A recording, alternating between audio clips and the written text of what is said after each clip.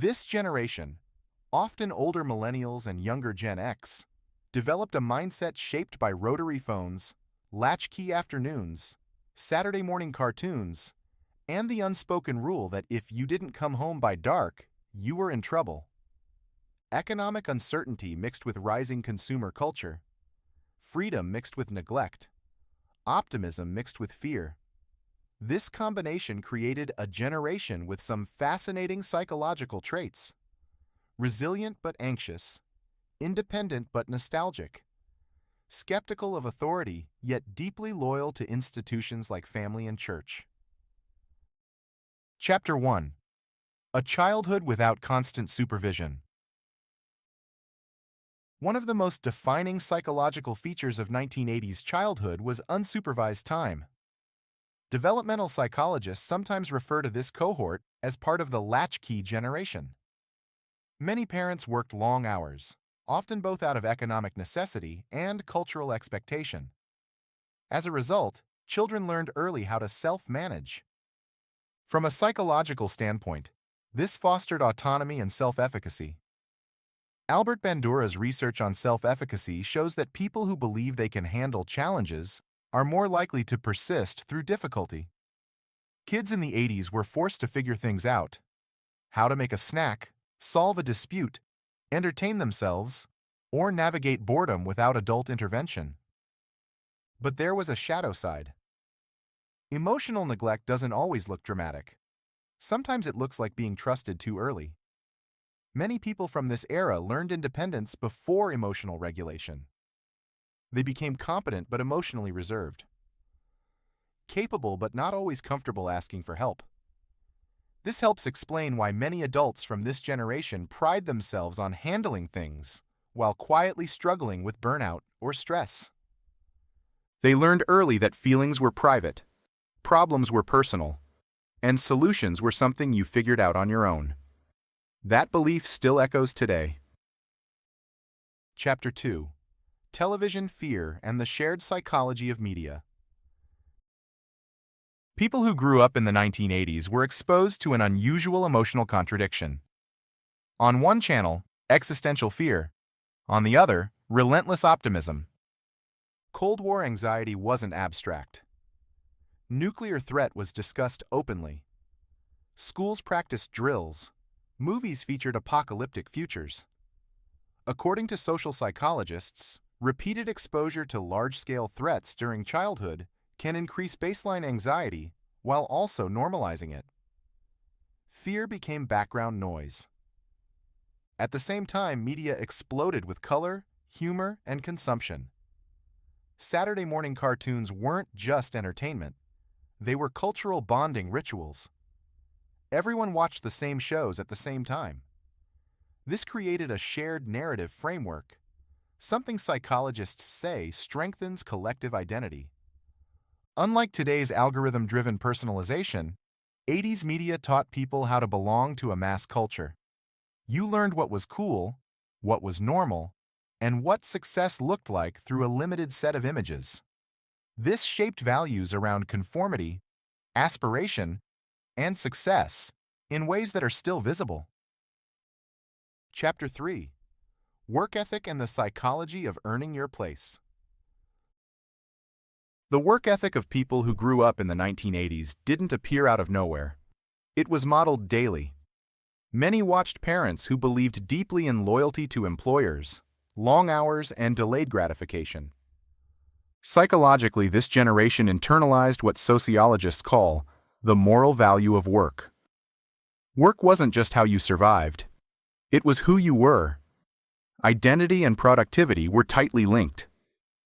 This belief system reinforced perseverance, discipline, and a willingness to tolerate discomfort. However, it also created a vulnerability. When modern workplaces shifted toward instability, gig labor, and constant reinvention, many from this generation felt betrayed. They played by rules that quietly changed. This helps explain why people who grew up in the 80s often feel conflicted about hustle culture. They respect hard work, but they're suspicious of exploitation. They want security, but they're adaptable enough to survive without it. Chapter 4. Money, Scarcity, and Financial Anxiety. Money psychology is deeply emotional, and for 80s kids, money often came with mixed messages. Consumerism was loud, but economic instability was real. Recessions, layoffs, and inflation shaped many households. Behavioral economics shows that people who grow up around financial uncertainty often develop scarcity mindsets.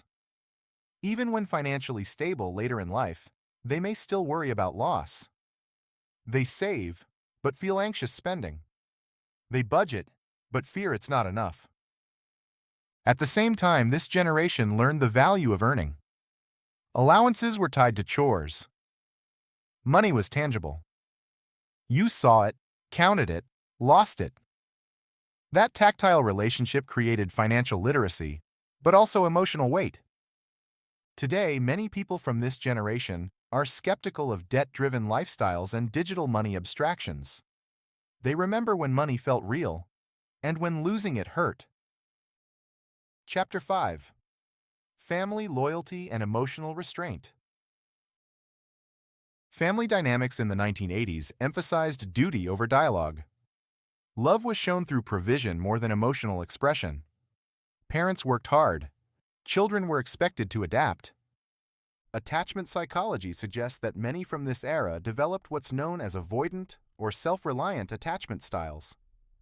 They value closeness, but fear dependence. They show love through action rather than words. This generation often feels responsible for holding families together. They're the ones who show up, fix things, organize holidays, and quietly carry emotional labor. But they may struggle to articulate their own needs. Their loyalty is deep, but not loud. And once broken, it's rarely repaired. Chapter 6. Problem Solving in an Analog World. Before Google, problem solving required patience. Trial and error. Asking around. Figuring things out the long way. Cognitive psychologists note that this type of learning strengthens adaptive reasoning. People from the 80s tend to approach problems methodically.